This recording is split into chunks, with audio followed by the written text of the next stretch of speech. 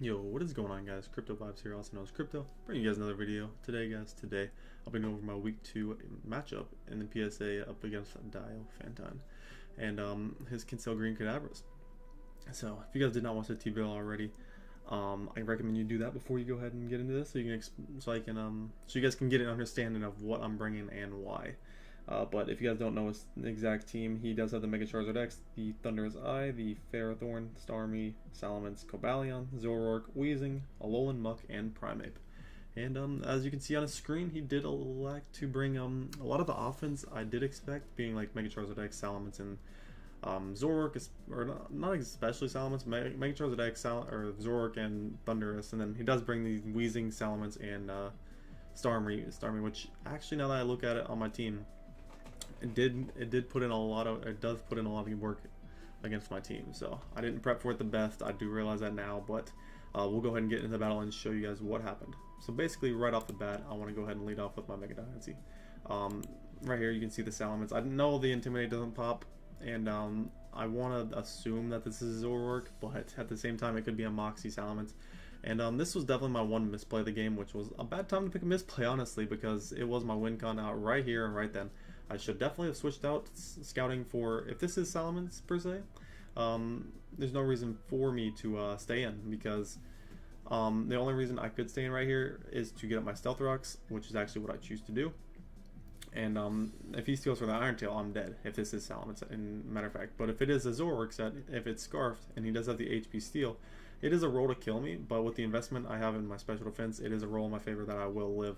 And based off the play, you see I do stay in, and he stays in as well, and then he throws off the HP Steal, and I live on 4% as I get my rocks up. So at this point, we know it's a Zoroark, it's Salamence, HP Steal, even if it max special attack. I don't think if he specs or anything, it would have done a lot less, but that's that. And we're gonna bring Darmanitan in because I'm pretty sure he's just locked into that, or I know he's locked into that. And now we can throw off a huge Flare Blitz as he actually goes into the real Salamence. Now we know it has Intimidate, so that's good for us there. As I know I could have just U-turned, but I wanted the damage off early because it'd help out with rocks later. And I ultimately have a pretty good switch into this, being my Suicune. He decides to throw off an Earthquake. And right here, I believe I throw off the Substitute or either Scald or something. But he switches out, goes right into his Starmie, as I do go ahead and go for that Substitute right here, right now. And I believe I do have Protect, Ice Beam, and what was my last move? Protect, Ice Beam, Sub, and Protect, yeah. So we'll see what I do here. I can't even remember, honestly. As he's going to switch out, go into his Thunderous right away. I guess I went for the Scald, yeah. I'm trying to get the Scald burns right away, so we get this crit on him right there, which definitely sucked. Because had I not get that crit, definitely his Thunderous would have been able to come in one more time on rocks, or would have been able to come one more time on rocks without Starmie having a Rapid Spin or anything. But he's going to go ahead and elect to T-Volt. Whereas I guess he told me after the match he had Volt Switch, so I don't know. He could have broke my sub right there with a Volt Switch and went out into something else. But I'm going to go ahead and hit him with the Ice Beam and knock out his Thunderous, which is really big, honestly. That means my Mega Deonce can outspeed everything on his team outside of the Scarfed Zoroark and the Starmie. So he does bring in the regular Zoroark right here, and I am just going to go ahead and switch right out into my Laffy Taffy, my Assault Vested, or was Assault Vested, but now Choice Scarf Licky. And now he's an Assault Vested Zoroark. I need to keep that in mind as he goes for the U-turn right here. So I just stay in and click Dragon Tail, I believe, here, because just in case he wanted to go Zard, I could go ahead and just get him out of here, and he'd obviously be taking the rocks damage too. But he's going to actually go into Starmie, and I Dragon Tail him out to Charizard. And if you guys didn't watch the team builder, I was saying that could be a certain scenario where I Dragon Tail him in on one of his switches to this thing, and catches Zard. So right here, just in case he wants to Dragon Dance up, he already saw Dragon Tail, so he should attack me. But I'm just going to Dragon Tail once more, and that does put him in range of where he comes back in on rocks. He is dead, so he needs to Rapid Spin if he wants Charizard back into life. So we're going to get Weezing. I'm going to go ahead and pull the switch into my Gligar, as I cannot get poisoned because of immunity. And I'm going to go ahead and throw off Taunt right here, just in case you want to start throwing off T-Spikes. I didn't want that against my team. Would be a little annoying. So he's going to go into the Starmie right here, as I taunt that, and I'm going to go in Suicune, as he can just Rapid Spin away the rocks, and it helps out his Mega Charizard X in the long run, and Salamence as well.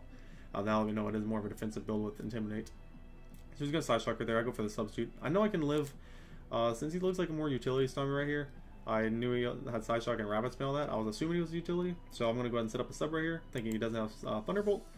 And I'm going to go for the protect right here, get a little bit of lefties back, see what he wants to go for as he throws off the side shock. And I know I can live or take one side shock outside of, or with a sub at full. So I'm going to take that damage right there and go throw off the Scald. And plus, another reason I'm weakening this Starmie is because Dugtrio's Earthquake does about 45 to 53% to this, my Choice Scarf. So if I'm able to catch him on a surprise later on the Starmie, I can trap him and kill him. So weakening the Starmie is pretty nice here. As I believe I throw off another Scald, he probably expects me to protect right here. I'm going to throw off a Scald onto the Wheezing and get a nice amount of chip damage off on that.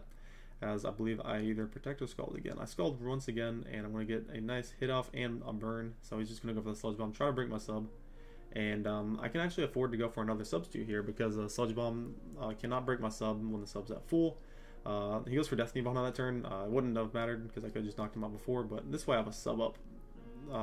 It's better this way because I have a sub up. I'm going to protect right here, get a little bit more leftovers, as I know I can still kill him with a Scald at 37%, well, with the burn 31 again, but the Scald's going to be able to knock him out from that range.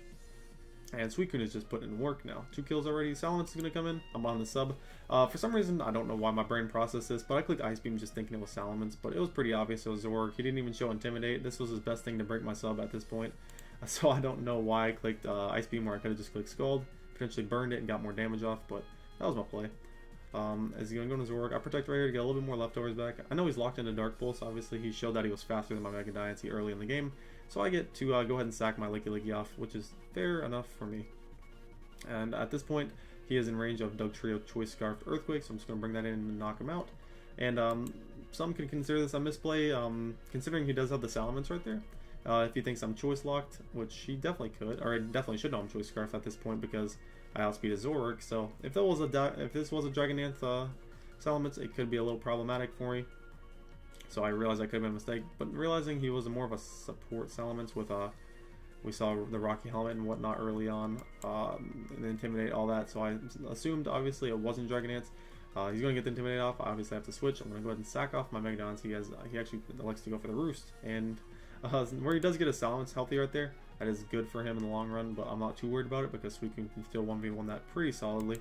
We're going to miss a Diamond Storm unfortunately on the Zard, but we can go ahead and just knock it out with the Earth Power right there. So Mega Diancie is going to be picking up its 2nd kill of the season, and Starmie's going to come in, and we're just going to go ahead and sack this off. As at this point in the battle, Suicune can pretty much 1v1 the Starmie and the Suicune, or not the Suicune, but the Salamence, and he's just going to forfeit right there. Telling me that the Suicune could 1v1 them both, and I understood that at that point in the time. But anyways, good game to Dio.